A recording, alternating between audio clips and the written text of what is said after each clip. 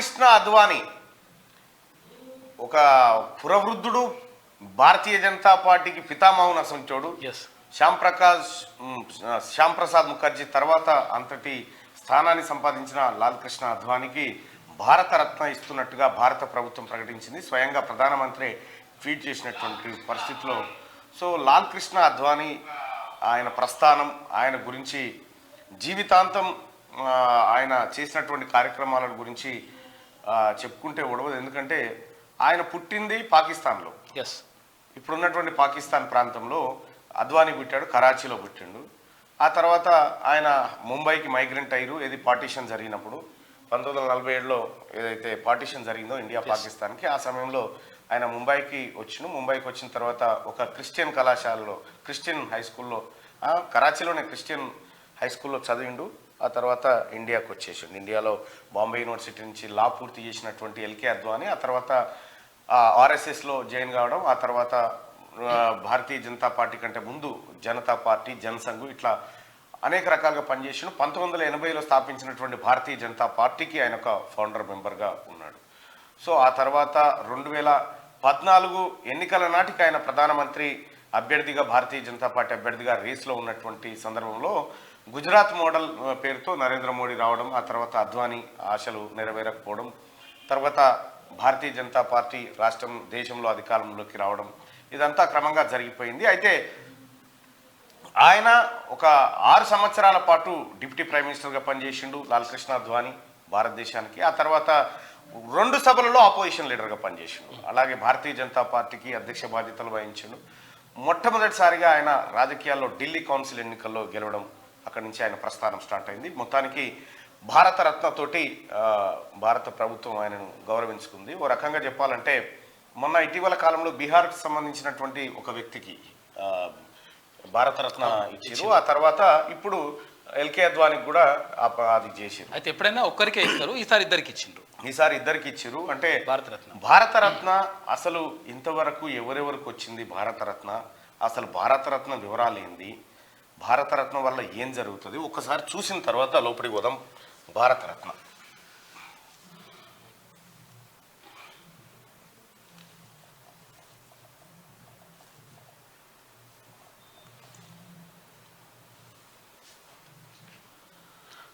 భారతరత్న 2024 లాల్ కృష్ణ అద్వానీ కర్పూరి ఠాకూర్ అని బీహార్కి సంబంధించినటువంటి వ్యక్తికి ఇచ్చారు.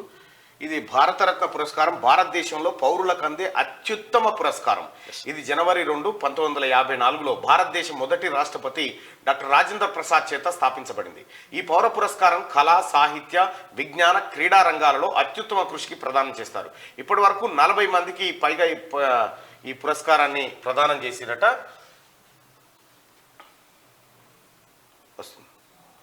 రైట్, అందులో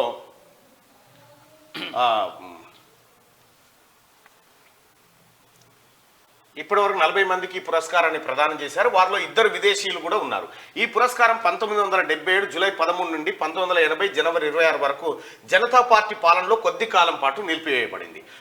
ఒక్కసారి 1992లో సుభాష్ చంద్రబోస్కి ఇవ్వబడిన పురస్కారం చట్టబద్ధ సాంకేతిక కారణాల వల్ల వెనుకకు తీసుకోబడింది. ఎలాంటి జాతి, ఉద్యోగం, స్థాయి లేదా స్త్రీ పురుష వ్యత్యాసం లేకుండా ఈ పురస్కారం ఇవ్వబడుతుంది. ఈ పురస్కార గ్రహీతల జాబితాను ప్రధానమంత్రి రాష్ట్రపతికి సిఫార్సు చేయవలసి ఉంటుంది. భారతరత్న పొందిన పౌరులకు 7వ స్థాయి గౌరవం లభిస్తుంది. మొదటిది 6 రాష్ట్రపతి, ఉపరాష్ట్రపతి, ప్రధానమంత్రి, రాష్ట్ర గవర్నర్లు, మాజీ రాష్ట్రపతులు, ఉప ప్రధానమంత్రి, ముఖ్య న్యాయాధీశులకు ఇవి 6. కానీ ఈ గౌరవం వలన ఎలాంటి అధికారాలు లేదా పేరు ముందు ప్రత్యేక బిరుదులు రావు. ఈ పురస్కారం పొందిన విదేశీయుల జాబితాలో సరిహద్దు గాంధీగా పేరొందిన ఖాన్ అబ్దుల్ గఫార్ ఖాన్, నెల్సన్ మండేలా 1990లో వీళ్లకు అందించారు.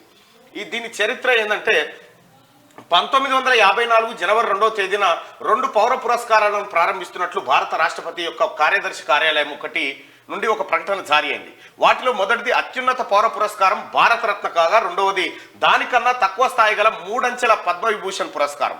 పద్మవిభూషణ్ పురస్కారం ప్రథమ, ద్వితీయ, తృతీయ వర్గాలుగా విభజించారు. 1955 జనవరి 15న పద్మవిభూషణ్ పురస్కారాన్ని పద్మవిభూషణ్, పద్మభూషణ్, పద్మశ్రీ అనే 3 వేర్వేరు పురస్కారాలుగా పునర్వర్గీకరించారు. భారతరత్న పురస్కారం కేవలం భారతీయులకే ప్రదానం చేయాలన్న నిబంధన ఏమీ లేదు. ఈ పురస్కారాన్ని భారత పౌరసత్వం స్వీకరించిన మదర్ తెరీసాకు 1980లో, మరో ఇద్దరు విదేశీయులు ఖాన్ అబ్దుల్ గఫార్ ఖాన్కు 1987లో, నెల్సన్ మండేలాకు 1990లో ప్రదానం చేశారు. ప్రఖ్యాత క్రికెట్ క్రీడాకారుడు సచిన్ టెండూల్కర్కు తన 40వ ఏట ఈ పురస్కారం లభించింది. ఈ పురస్కారం లభించిన వారిలో ఇతనే అతి పిన్న వయస్కుడు, మొట్టమొదటి క్రీడాకారుడు కూడా. సాధారణంగా భారతరత్న పురస్కారం ప్రధాన సభ రాష్ట్రపతి భవన్ ఢిల్లీలో జరుగుతుంది. కానీ 1958 ఏప్రిల్ 18వ తేదీన బొంబాయిలో జరిగిన ఒక ప్రత్యేక కార్యక్రమంలో డోండో కేశవ్ కర్వేకు అతని 100వ జన్మదినం సందర్భంగా ఈ పురస్కారాన్ని అందజేశారు. ఇతడు జీవించి ఉండగా ఈ పురస్కారం అందుకున్న వారిలో అతిపెద్ద వయస్కుడు. 2015 నాటికి ఈ పురస్కారాన్ని మొత్తం 45 మందికి అందజేయగా వారిలో 12 మందికి మరణానంతరం లభించింది. చరిత్రలో ఈ పురస్కారం 2 సార్లు రద్దు చేయబడింది. మొదటిసారి మొరార్జీ దేశాయ్ ప్రధానమంత్రిగా గద్దెనెక్కిన తర్వాత 1977 జూలై 13వ తేదీన అన్ని పౌర పురస్కారాలను రద్దు చేశారు. తర్వాత ఈ పురస్కారాలను 1980 జనవరి 25న ఇందిరాగాంధీ ప్రధానమంత్రి అయిన తర్వాత పునరుద్ధరించబడ్డాయి.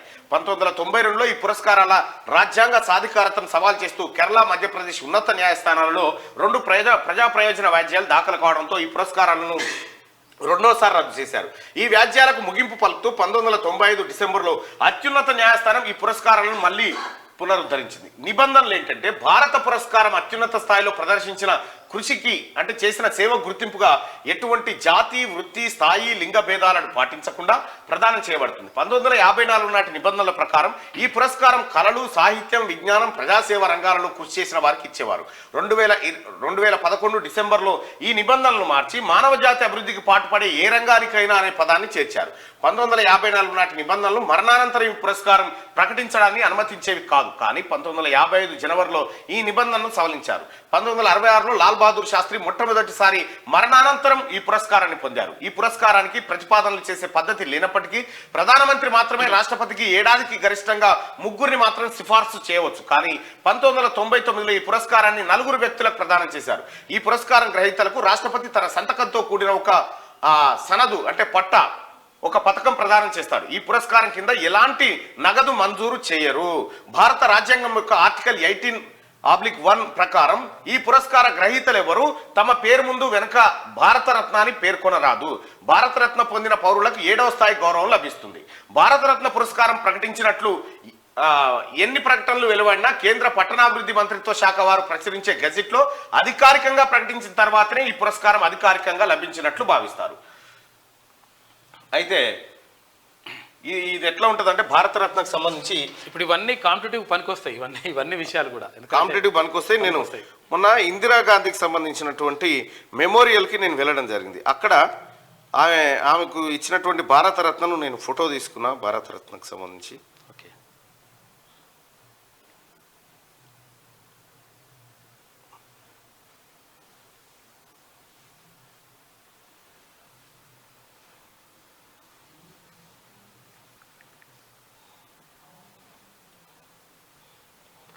ఇందిరాగాంధీకి ప్రదానం చేసినటువంటి భారతరత్న మెడల్ ఇది.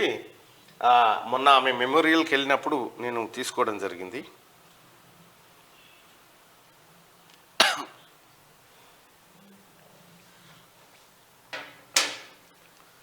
ఒకసారి క్లోజ్ రైట్. ఇది భారతరత్న అని చెప్పి ఇలా ఉంటుంది. అది ఇది ఆమెకు కూడా మరణానంతరం ఇచ్చినట్టు ఉంది భారతరత్న.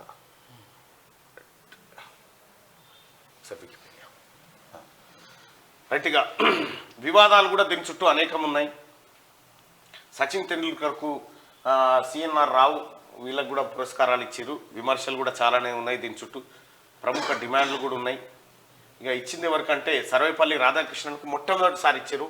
చక్రవర్తుల రాజగోపాలాచారి, డాక్టర్ సివి రామన్, భగవాన్ Das, doctor Mokshagunda Visvesvaraya, Jawaharlal Nehru, Govinda Vallabh Pant, డోకే Keshav Karvy, BC Roy, Purushottam Das Tandon, Rajendra Prasad, doctor Zakir Hussain, Panduranga Vaman ఖానే, Lal Bahadur Sastry, Indira Gandhi, వివి గిరి, కె కామరాజు, మదర్ తెరీసా, ఆచార్య వినోబా భావే మరణానంతరం ఇచ్చారు.